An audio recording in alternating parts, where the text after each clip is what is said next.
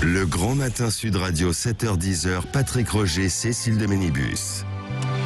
Il est 8h50, les grands débats ce matin. Thierry Guerrier, Christine Bouillot, vos appels 0826 300 300, oui. Avec déjà Emmanuel de Montpellier. Oui, absolument, qui veut réagir sur notre question du jour. On a lancé notre question sur pensez-vous que le mouvement des Gilets jaunes peut reprendre. Il y a eu des manifestations ce week-end, il y a eu un peu de monde sur les ronds-points. Nous étions avec l'un des représentants tout à l'heure à 7h10 qui nous disait que ce qui nourrissait encore ce mouvement, eh bien, c'était aussi les questions du pouvoir d'achat et des carburants.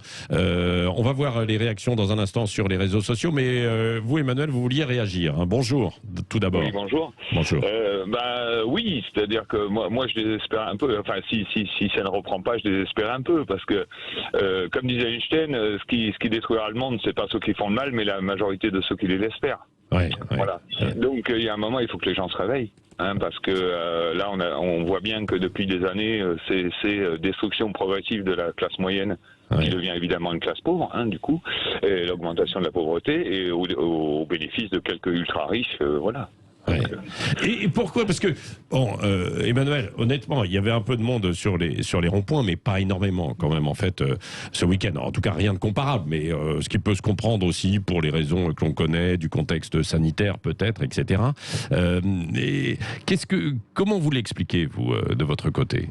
Je pense que ça a été un peu, enfin moi j'ai la sensation en tout cas à mon petit niveau que ça a été fait un peu au dernier moment, le redémarrage des Gilets jaunes. Donc je pense que les choses vont s'installer. Enfin, c'est mon avis. Oui, vous pensez. Parce que ce qui nourrit, c'est toujours les questions de pouvoir d'achat notamment. C'est sûr, oui, bien sûr. Et puis la question de la démocratie aussi. On faut jamais oublier que chez les Gilets jaunes, ce qu'ils demandent, c'est des RIP, c'est des choses comme ça. Ça veut dire qu'il y a un vrai sentiment de perte progressive de la démocratie. Oui. Restez avec nous, Emmanuel. Christine Bouillot et Thierry Guerrier sont avec nous pour réagir. Christine, peut-être ça peut être un élément déclencheur autour de la campagne électorale, cette question en fait du pouvoir d'achat, et puis alors là, en l'occurrence, ça se traduit par la hausse des prix de l'énergie et notamment des carburants. Alors, pour revenir sur la mobilisation de ce week-end, il ne faut pas oublier quand même qu'il y a des mobilisations qui ne se sont jamais arrêtées, sauf pendant les périodes de confinement. Ils étaient certes moins nombreux, mais il y a toujours ce bruit de fond de la part des Gilets jaunes, enfin de ceux qui s'en revendiquent, avec beaucoup de revendications aujourd'hui. Et sans doute que ce que craint le pouvoir aujourd'hui, et Emmanuel Macron en particulier, qui a semble-t-il été quand même traumatisé par l'épisode des Gilets jaunes, c'est que ça redémarre. Alors si ça redémarre doucement, je pense que tout le monde doit surveiller de près ce qui se passe au niveau des appels à la mobilisation. La crise sanitaire étant là encore un peu, peut-être que ça empêche une flambée. Pour revenir aujourd'hui quand même sur le dossier du pouvoir d'achat, c'est devenu, et ça devient véritablement un enjeu électoral, c'est clair. On voit, c'est un concours de propositions de la part de tous les candidats qui sont déclarés aujourd'hui pour essayer d'atténuer la facture. Est-ce que le débat aujourd'hui doit pas plutôt se déplacer et au lieu de proposer des chèques, au lieu de proposer, dire finalement l'énergie pas cher, c'est bel et bien terminé pour plein de raisons. Donc c'est ça qui est compliqué aujourd'hui, c'est que vous avez une grogne sociale qui va se fondre vers une sortie de crise sanitaire, avec derrière une campagne électorale où chacun va aller de surenchère en surenchère, et sans doute une grosse désillusion. Donc on est sur un petit brasier, moi je pense, sur les territoires, sur la question du déplacement et de la voiture, parce qu'on n'est pas sorti depuis 2018, depuis le début de la crise des Gilets jaunes, de cette question centrale, c'est le prix de l'énergie. On revient en arrière sur ce dossier-là. Oui, Thierry Guerrier, d'un mot. C'est beaucoup plus profond que la seule problématique de l'énergie ou de son coût. Même si c'est emblématique, cette question du prix de l'essence et cette difficulté à se déplacer. La distance entre les centres où tout se décide, là où sont les élites et ceux qui décident, et puis la réalité vécue au quotidien par les gens qui veulent aller travailler, pour qui c'est difficile. Alors, de quoi s'agit-il? On est dans un pays de 68 millions d'habitants et il y a 40 000 personnes sur les points de rassemblement.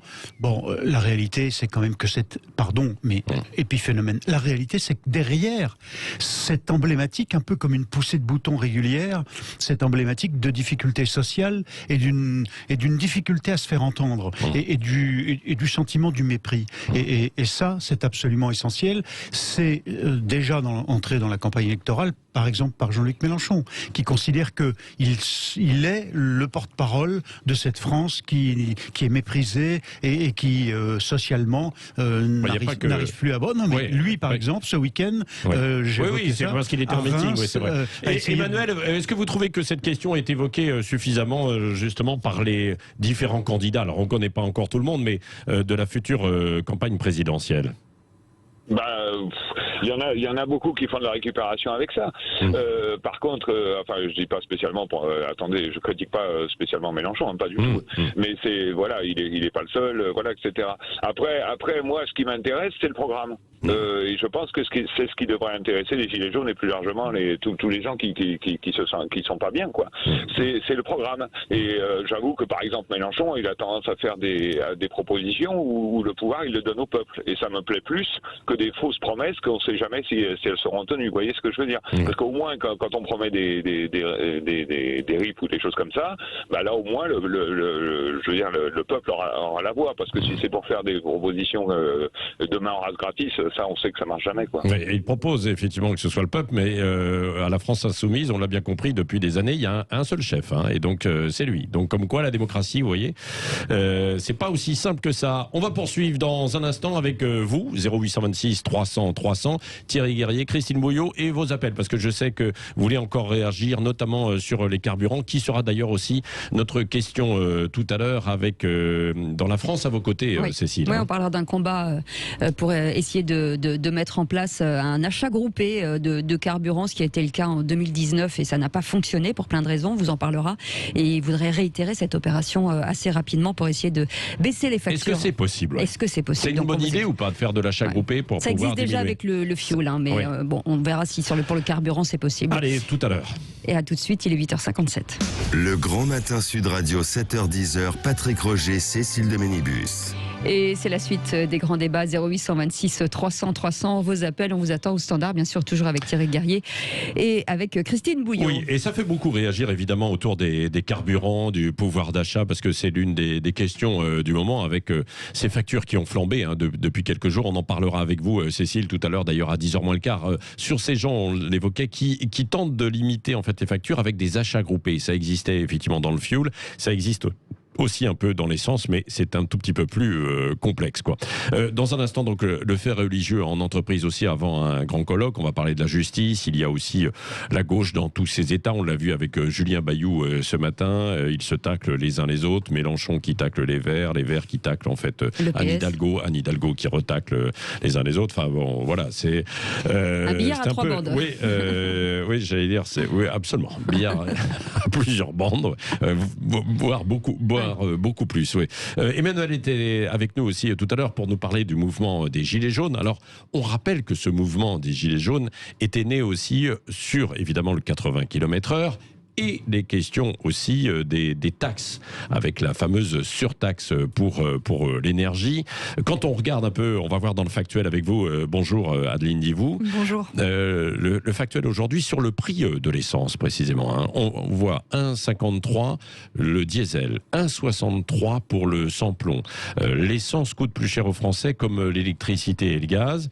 Alors pour limiter cette hausse, qu'est-ce qui est possible? Il y a plusieurs mesures d'aide qui sont envisagées et posées sur la table pour l'instant. Oui, la première piste, c'est celle d'un chèque carburant. Ça fonctionnerait comme un chèque énergie avec une aide de 100 € pour les ménages les plus modestes. Piste confirmée ce matin par le ministre de l'économie, Bruno Le Maire. Reste à trouver comment le mettre en place. Il faut cibler précisément les ménages concernés. En tout cas, pas question de baisser les taxes pour tous. 1 centime de baisse sur le litre de carburant représente un demi-milliard d'euros. Donc c'est très coûteux pour un résultat que les Français ne verront pas, estime estime le ministre. Autre option posée sur la table, mettre en place une taxe flottante et réduire les marges pour répondre à une hausse conjoncturelle des prix. Mais là encore, ce n'est pas la piste prioritaire du gouvernement. D'ailleurs, l'appel aux distributeurs à faire un geste a été fraîchement accueilli par les professionnels. Oui, c'est ça. Mis à part quelques-uns qui l'ont fait individuellement, comme la semaine dernière du côté de pas très loin de Toulouse, me semble-t-il, où il y avait, Christine Bouillot, des files d'attente, des heures d'attente, parce que c'était un distributeur alors qui avait pris de sa propre initiative. Il avait baissé les prix. Oui, on était à 1 € le litre de carburant, donc ça a généré forcément un afflux. C'était où déjà, Christine? En Tarn-et-Garonne. Dans le Tarn-et-Garonne, près de Montauban. L'ouverture une nouvelle enseigne de la grande distribution, dont le grand patron ce matin annonce d'ailleurs qu'il va se passer des marges, donc ils vont faire mécaniquement. Voilà. Donc Michel-Édouard Leclerc annonce effectivement mais ça ne va durer qu'un mois. C'est du palliatif. Puis Leclerc, il est entre guillemets fort pour ça en termes de communication. Bien sûr. Et ensuite de ça, il est assez fort, mais il avoue aussi que c'est un prix d'appel l'essence pour la grande distribution. Donc forcément, il y a un intérêt commercial derrière qui est indéniable aussi pour eux. On voit bien que sur le prix de l'essence, on revient à la question centrale, c'est comment les Français arrivent à se déplacer aussi. Donc il y a tout le système. C'est pour ça que je te dis, on revient à 2018. On est sur un petit brasier qui concerne la France des déplacements, la France de la voiture aussi, et c'est un sujet qui est très concernant. C'est-à-dire qu'en 2018, on avait fait des tonnes de reportages quand les Gilets jaunes avaient démarré en disant la voiture est indispensable, le 80 km/h, la taxe sur les carburants, le prix en fait d'un véhicule, on va dire moins polluant aujourd'hui, c'est un frein pour beaucoup de Français. Depuis 2018, on n'a pas beaucoup progressé non plus. La chose qui s'est passée en revanche, c'est le quoi qu'il en coûte. C'est que les gens ont vu effectivement qu'il était possible de sortir des milliards d'euros pour soutenir une économie, pour aider des entreprises, pour permettre... donc, si vous voulez, il va y avoir un véritable travail d'équilibriste en termes politiques. C'est d'expliquer qu'il sera difficile de faire baisser cette facture on va dire, énergétique des Français quand on a vu ce qu'il a été possible de faire pendant toute la crise sanitaire. Donc, c'est à ça aujourd'hui que tous les candidats vont devoir se pencher. Thierry Guerrier. Oui, la concurrence se joue. S'il y a une concurrence en ce moment, en effet, entre ceux dont c'est pas le métier initial, la distribution de l'essence, comme Leclerc ou Casino, par exemple. Près de La Rochelle, les distributeurs du réseau Casino ont décidé de descendre, de réduire leur marche, voire de vendre à prix coûtant, et ils ont affiché le diesel à 1,43. Oh, il y avait des queues hier dans cette station-service. Bon, vous êtes allé jusque là-bas, paraît-il, avec votre 4x4 diesel. Je suis avec une voiture électrique. Mais justement, tout le monde n'a pas accès à ces possibilités. Je suis citadin, donc c'est beaucoup plus facile. La réalité, c'est que si le brasier des Gilets jaunes est en effet un tout petit brasier, comme dit aujourd'hui Christine Bouillot, la réalité, c'est que tout le monde a besoin, l'essentiel des gens a besoin de sa voiture en France. Tout le monde ne vit pas en ville. Parfois, on a besoin de venir travailler en ville. Et même dans les villes, il y a des voitures quand même. Exactement. Non, c'est fondamental. Et tout le monde n'a pas un véhicule électrique. C'est facile, ça. C'est très urbain. Surtout qu'on voit aujourd'hui, avec la relance et la reprise, on va dire, de la normalité économique du pays, plus de bouchons qu'il n'y en avait avant l'épisode du Covid dans toutes les grandes villes. Donc en plus de ça, c'est rajouté le fait que les transports en commun sont délaissés à cause de la crise sanitaire. Donc les Français sont vraiment captifs avec leur automobile, avec leur véhicule, et que c'est très compliqué d'expliquer qu'il faut passer sur un autre mode de fonctionnement, alors qu'en plus il y a effectivement la crise du Covid avec l'obligation de porter le masque dans le bus. Donc on voit bien qu'aujourd'hui il se passe quelque chose. On a mis la charrue avant les bœufs. On a souvent poussé les gens à éviter le véhicule en centre-ville sans avoir d'emblée les moyens en transport en commun qui permettent d'équilibrer. Ça dépend où. Ça dépend où. Vous êtes dans le cœur de Paris. Vous êtes dans le cœur de Paris. Là, il y a des transports en commun partout.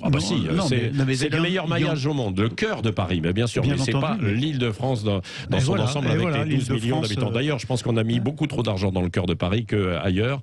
Mais ça, c'est une parenthèse. Claudine est avec nous au 0826 300 300 de Niort. Tiens, vous parliez justement des Deux-Sèvres et de La Rochelle, plus précisément. Là, on est à Niort avec Claudine. Bonjour, Claudine. Oui, bonjour à tous. Oui. Claudine, vous vouliez réagir sur justement les gilets jaunes et puis les questions du pouvoir d'achat ? de toute façon, moi, ça me fait doucement rigoler parce que tout le monde, la plupart des médias ont l'air de balayer d'un revers de main que de toute façon, ça fait quoi 5000 personnes peut-être, les Gilets jaunes, 3 fois rien, quoi. Ce week-end, là, ce week-end. Non, il y avait au moins 40 000. Oui, non, mais je veux dire, à chaque fois, on nous donne des chiffres en disant, bah oui, non, mais c'est rien, quoi. C'est une petite quantité. Mais ce qu'ils oublient, ce que nous, chers gouvernants, oublient, c'est que il y a des gens qui vont pas tous les week-ends. Donc, on se remplace. Hein, et puis, il y a des gens comme moi qui peuvent pas y aller, donc qui n'y vont pas, mais qui les soutiennent quand même. Et puis, on oublie aussi que, comme disait tout à l'heure Christine Bouillot, dans la province, chez nous, pauvres gueux, il y a eu quand même toujours, plus ou moins, des petites manifestations des Gilets jaunes depuis 2018. Je veux dire, ça s'est jamais arrêté réellement. Moi, je connais des gens qui y sont tous les samedis, pratiquement. Voilà. Donc, quand on voit en plus la proportion, l'élévation de l'essence, du gaz, de l'électricité, et qu'on fait son calcul que quand on a payé 2/3 d'électricité, eh bien, il nous reste les charges à payer, que les taxes sont indexées avec la TVA, c'est-à-dire qu'on paye de la TVA sur les taxes. Pour l'essence, c'est la même chose, on paye de la TVA sur les taxes. Franchement, il y a des moments où on a envie de dire à ces gentilles personnes qui nous font des promesses qui n'engagent que ceux qui les croient, comme disait Pasqua, que il faudrait un petit peu qu'ils arrêtent de nous prendre pour des lapins de 6 semaines. Vous voyez, parce que il y a une espèce de mépris de ah oui, mais vous comprenez, on n'a pas fait assez de pédagogie, on n'est pas des gamins, quoi, quand même. On a un cerveau, hein. Mais Claudine, est-ce que alors, sur Sud Radio justement on vous donne beaucoup la parole pour faire tout remonter. Très bien, je vous en remercie, et Claudine, est-ce que vous avez le sentiment qu'il pourrait y avoir de nouveau quand même une mobilisation Gilets jaunes, mais peut-être plus large et pas évidemment ce qui était le problème en fait à la fin, c'est-à-dire que ça a été traversé par des mouvements violents qui sont venus perturber, etc. Bah, bien sûr, récupérer. Mais vous sentez qu'il pourrait y avoir localement ici et là une mobilisation assez forte, en vue notamment de la présidentielle, ce que nous disait l'un des cofondateurs du mouvement des Gilets jaunes qui était avec nous ce matin à 7h10. Alors moi je voudrais dire que on voit bien que tous les têtes de gondole qui sont actuellement en proposition nous ressortent du souverainisme à tous les coins de rue. Oui, c'est vrai. Donc ils ont bien compris quelque part que si vous l'êtes élu, il allait falloir qu'ils parlent de souverainistes. Ils commencent à se souvenir qu'en 2005 ils se sont gentiment assis sur le désir de la le traité, le désir de la population française qui ne voulait pas rentrer dans cette constitution européenne, qu'on nous a imposé de force. Hein, voilà. Donc là, ils sont en train de se dire qu'il va peut-être falloir qu'ils changent un petit peu leur fusil d'épaule et ils commencent à nous sortir le souverainiste à toutes les sauces. Hier, Barnier sur CNews nous faisait un melting pot souverainisme européiste à la Macron. Hein.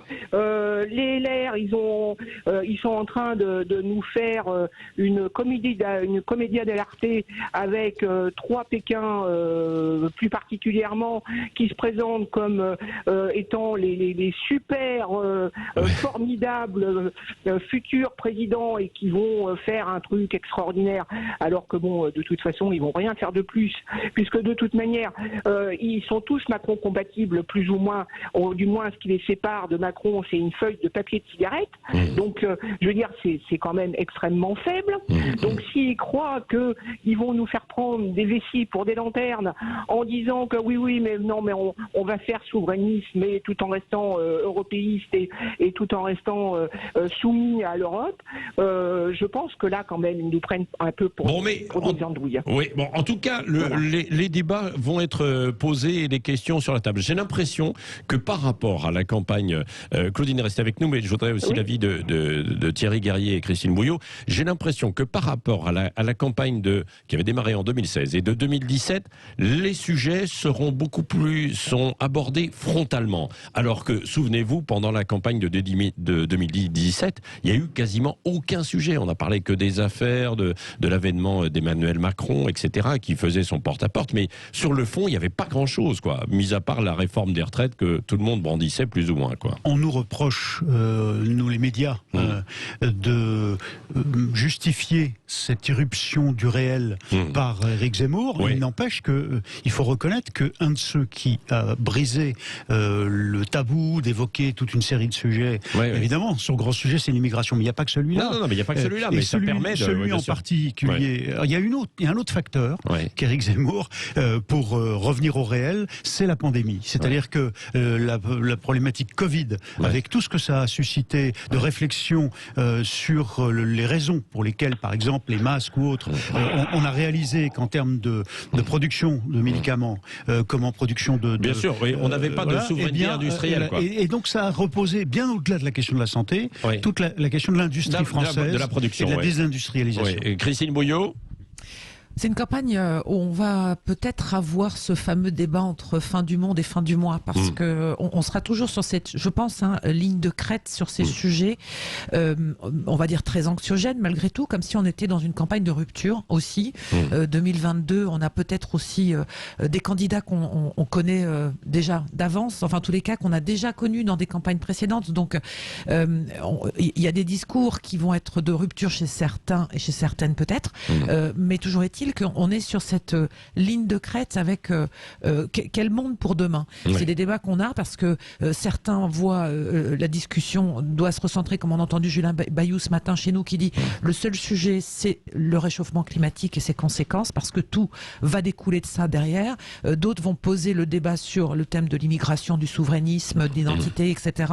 Et d'autres sur le chapitre économique aussi, avec cette question du pouvoir d'achat et de la relance de l'industrialisation. Donc on voit qu'il y a beaucoup de sujets qui sont aujourd'hui sur la table, lequel va effectivement emporter les préoccupations des Français. N'oublions pas qu'effectivement les Français sont avant tout aussi des personnes, on va dire, sensées, qui regardent aussi près de ce qui se passe de chez eux et qui vont regarder cette question. Moi je pense que la question du pouvoir d'achat risque effectivement d'occuper pas mal d'espace et pour la majorité d'anéantir aussi des résultats économiques. Non mais il y a toutes ces questions. Il y a une pouvoir d'achat, et le pouvoir d'achat, c'est d'abord de travailler pour beaucoup et le chômage a baissé considérablement. Il y a l'insécurité en fait au sens général, pour remonter ce que vous disiez, c'est-à-dire l'insécurité économique et sociale, et puis l'insécurité probablement sociétale, quoi.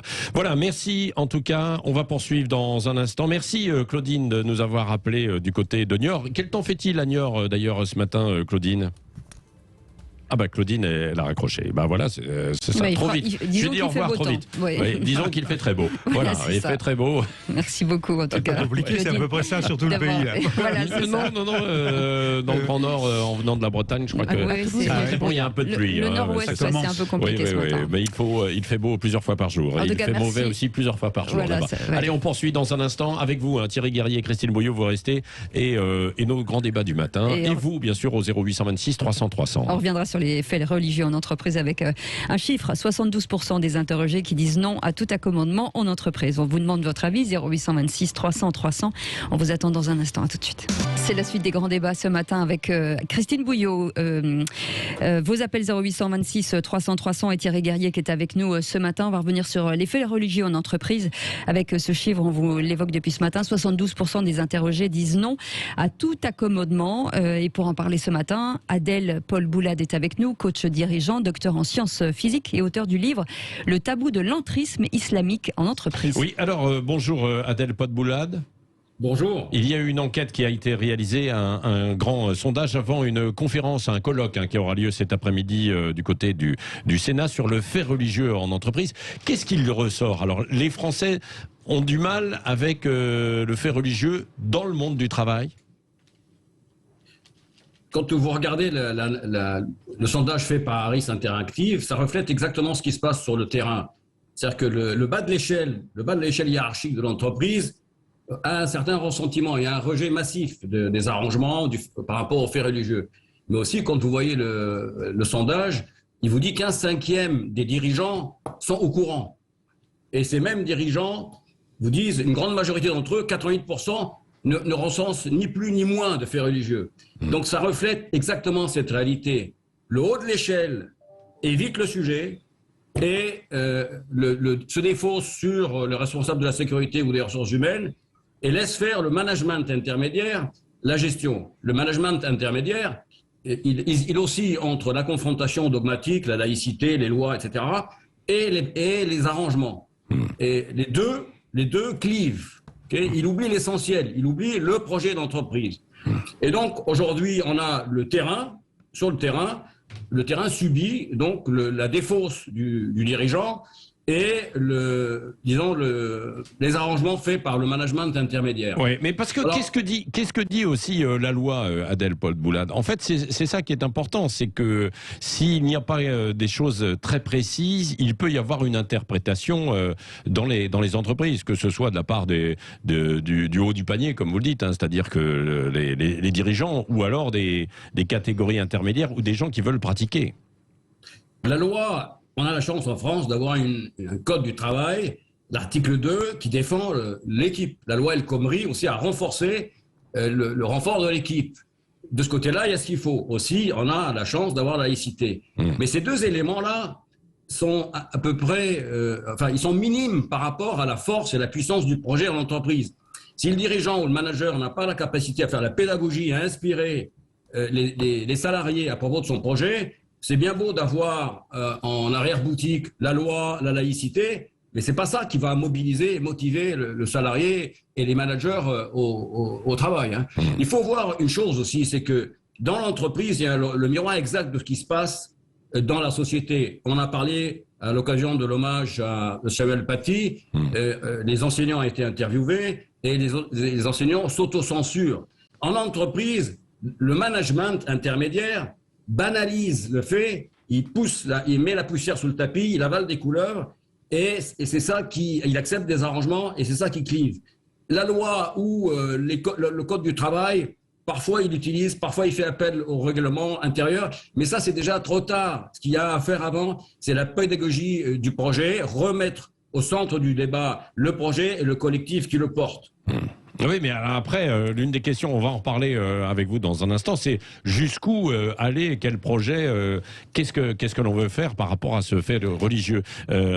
Thierry Guerrier, vous vouliez réagir? Oui, Adel Podboulad a raison, il y a un sentiment de vouloir cacher la poussière sous le tapis qui se caractérise aussi pour un certain nombre de cadres à l'éducation nationale. Le ministre lui-même, d'ailleurs, le reconnaît, on l'a vu récemment, c'est pas de vague. Le principe du pas de vague, exactement comme dans certaines entreprises, où finalement on n'ose pas prendre ses responsabilités pour pas créer mais quelle responsabilité? Par exemple, je vais vous donner un exemple. À la RATP, pendant un certain temps, il a été toléré que certains chauffeurs hommes, passant derrière une femme, nettoient tout l'espace en considérant que parce qu'elle est impure, ils ne peuvent pas reprendre le volant sans gants, par exemple, ou parce qu'elle a conduit juste avant, ou refusent de serrer la main ou de saluer leurs collègues féminines. Bon, enfin, alors la RATP a pris des mesures depuis, et une partie de l'encadrement intermédiaire ne voulant pas de vagues et n'ayant pas, mais souvent parce que eux-mêmes n'étaient pas soutenus par leur cadre supérieur, qui à un moment donné, là encore, ne voulant pas d'incident, c'est le cas d'un certain nombre de proviseurs ou de responsables de collège qui n'osaient pas ou qui n'osent pas toujours tenir tête. L'entreprise, le code du travail est un peu différent, mais l'entreprise, c'est comme l'école à cet égard, c'est un lieu commun où la religion ne doit pas primer le bien commun, l'intérêt général. Oui, Adel Podboulad, sur les exemples qui étaient cités par Thierry Guerrier, c'est de ça dont on parle, en fait, non? Il faut garder en tête une chose essentielle, c'est qu'on n'a pas affaire à un débat sur le fait religieux, tout simplement. On a affaire à un système complet. Le système islamique est un système extrêmement complet qui vient, dans une certaine mesure, concurrencer le projet de l'entreprise ou le projet de l'équipe là où la personne travaille.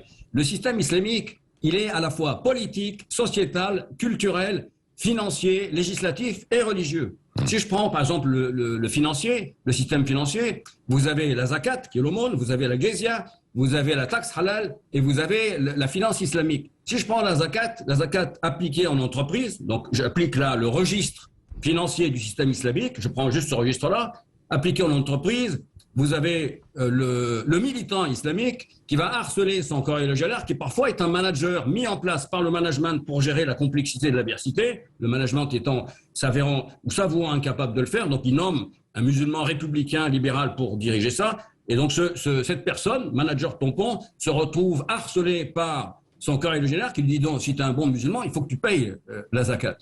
Donc il y a ça, ça se passe au quotidien dans des entreprises comme les télécoms par exemple, hein, et Myriam Dubertrand a publié un article dans Le Monde en mois de mai, rapportant ce qui se passait chez Orange, et notamment les femmes qui en sont les premières victimes, hein, avec des burn-out et des managers mis en place ici pour gérer cette affaire, et avec le jeu des syndicats qui sont pris, hein, par les militants islamistes. Donc il y a tous ces vecteurs qui font que le système islamique qui est très complet, politique, sociétal, culturel, financier, législatif et religieux, s'installe par différents bouts, hein, dans l'entreprise. C'est pas tout à la fois, c'est pas un morceau. Et il y a si je prends l'exemple du Ramadan, par exemple, dans le registre religieux, le jeûne est destiné à l'élévation spirituelle.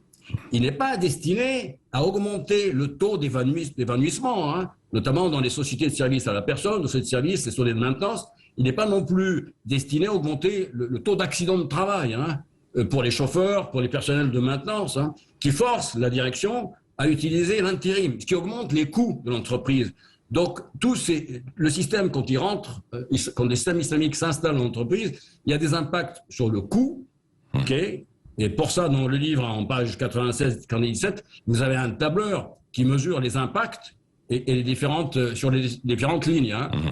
Pour prendre un extrême, dans les entreprises égyptiennes que j'avais auditées, j'ai pu mesurer l'impact de l'application des obligations et des interdits islamiques en entreprise. Ça impacte de 30% la productivité. Donc si on laisse faire, c'est ce type de productivité qu'on va effondrer ici en France. Oui. Donc vous voyez, c'est à voir dans tel ou tel fait, si on est dans le registre religieux, voilà ce qu'est le Ramadan. Quand on le regarde sur le registre sociétal, okay, parce que dans le registre religieux, le jeûne, et il y a des dispenses ça s'appelle Ayat al-Musafir, qui concerne celui qui se déplace, celui qui voyage, etc., celui qui est en mission. Voilà, c'est ça que ça veut dire. Hein. Allez, on va poursuivre avec vous, Adel Paul Boulad. Encore quelques minutes, hein, juste après une petite pause, sur l'entrisme parfois du fait religieux dans les entreprises, bien sûr, qui devient un véritable sujet, à tel point qu'il y aura donc, à la suite de ce sondage, de cette enquête ce matin,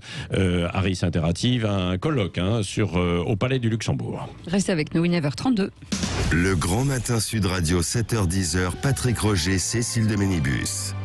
9h36, c'est la suite de ce grand débat de ce matin, les faits religieux en entreprise. Oui. Et on est avec Adel Paul Boulad, hein, que je rappelle, il est coach et dirigeant et docteur en sciences physiques et auteur de ce livre, Le tabou de l'entrisme islamique en entreprise. Avec des exemples qui étaient particulièrement frappants, hein, que vous avez évoqués tout à l'heure avec Thierry Guerrier également. Adel Paul Boulad, comment ça peut se traduire aussi, par exemple, dans des entreprises, quand des gens sont pratiquants et disent tiens, moi je ne viens pas travailler le vendredi parce que ma religion, évidemment, me contraint en fait à ça. Quelle est la marge de manœuvre? Est-ce qu'il y a une marge de manœuvre? Il y a une très grande marge de manœuvre, puisque par exemple, on prend les prières, et effectivement la prière du vendredi. Déjà, il faut voir l'impact sur le fonctionnement du collectif. On est en réunion, hop, les personnes partent. Hein. C'est comme si au match de foot, on s'arrête parce que on va aller prier ou on va pas s'entraîner. Ça arrive dans des entreprises. Hein. Ça a été totalement, signalé. Totalement. Donc c'est assez courant et ça grève. Hein. Il y a 5 dans les obligations de prière. Vous avez 5 prières dans la journée. Il y en a 2 ou 3 qui impactent l'horaire du travail. L'inspecteur du travail, par exemple, préconise aux dirigeants d'assimiler ça à une pause clope. Si vous regardez dans le bouquin, dans le livre que j'ai publié, le guide du manager, page 94-95, vous avez le détail des prières, vous avez le détail des ablutions, c'est pas une pause clope. Le total des deux pauses prières, hein, ça coûte 1 heure. Hein, et ça impacte l'ensemble du collectif, parce qu'on n'est pas tout seul dans une tâche, on est associé à l'autre. Eh oui, bien Alors sûr. maintenant, le musulman connaît les dispenses, parce qu'il y a des dispenses, par exemple sur la prière, etc. Ben Estalaten, ça lui permet de regrouper les prières en amont ou en aval. C'est même pas la peine de le lui dire, lui il le sait. Mais s'il ne l'applique pas, c'est une indication pour le manager. Quelle indication ça peut être? C'est soit un militant activiste islamique qui veut progressivement amener les valeurs islamiques en entreprise, et les premières victimes, ce sont les autres musulmans et les femmes en tout premier, ou bien c'est tout simplement, c'est aussi trivial que cela est, c'est un conflit hiérarchique. Et ça arrive souvent avec le phénomène du voile, de voir une femme qui a forcé l'organisation à accepter qu'elle mette le voile, d'obtenir ce qu'elle souhaitait obtenir au niveau conditions de travail, et de jeter le voile 9 mois plus tard, 1 an plus tard, après avoir détruit le climat social et la qualité de la relation entre les gens. Y compris pour, par exemple, je prends l'exemple de Ramadan, avec un Marwan, qui est un Séoudien en plein séminaire international, qui vient me dire « je ne vais pas venir à telle heure, parce que je fais Ramadan ». J'ai brisé la glace. Donc là, je fais appel à la capacité à briser la glace et à avoir l'empathie, à aller comprendre la motivation de la dite personne. Et il m'a révélé qu'en fait, ils s'en foutaient complètement parce qu'il avait la dispense du voyageur de la mission qui dispensait de Ramadan ici, mais parce qu'il avait un conflit avec le vice-président. Donc là, je suis à haut niveau, je ne suis pas en bas de l'échelle sociale. Je suis à haut niveau. Il avait un conflit avec le vice-président. Après, on a éclaté de rire, on se prit dans les bras. Je lui ai dit, maintenant, tu rentres travailler avec tes collègues parce que tu es venu ici, pas pour me prétexter que tu avais Ramadan et que tu avais un conflit en fait avec le dirigeant et que tu travailles, puisque l'objectif c'était que l'équipe fonctionne ensemble et réussisse ensemble. Hein. Donc il y a souvent, pas souvent, il y a assez fréquemment des conflits hiérarchiques sous-jacents au prétexte religieux. L'incapacité du manager habituel à aller baiser la glace, et c'est le problème fondamental. Oui, et quel rôle jouent les syndicats dans ces cas précis, Adel Paul Boulad? Vous l'avez évoqué tout à l'heure, mais je voudrais en savoir un petit peu plus. Est-ce que les syndicats se mettent du côté du salarié, ou alors c'est plutôt naturellement en ce sens qu'ils ont tendance à pencher? Il faut savoir déjà que les syndicats ont été vidés de leurs militants les années passées. Et maintenant, vous avez de l'autre côté de la porte le militant islamique qui cherche à avoir un niveau de dialogue d'égal à égal avec le dirigeant. Ils s'engouffrent là-dedans. Donc les syndicats ont recruté, qui fait que dans certains sites industriels, de groupes de 440, vous avez une prise en main du syndicat, par exemple CGT. Et il faut savoir aussi, c'est ethnicisé, c'est-à-dire que les Turcs, les personnes d'origine turque ou d'origine marocaine ou d'origine algérienne ne se mettent pas dans les mêmes syndicats. Donc, à un moment donné, c'est CGT, FO, Sud, ça tourne. Hein. C'est ça qu'on rentre dans ce détail-là. Ce qui se passe progressivement, c'est que les militants islamiques s'installent dans ces syndicats, progressivement exfiltrent les non-musulmans. Ça arrive sur des sites industriels près de Grenoble, près de Lyon ou à Châlons. Exfiltrent, on les sort. Et pousse les autres sites à faire de même. Je suis dans le secteur de l'énergie.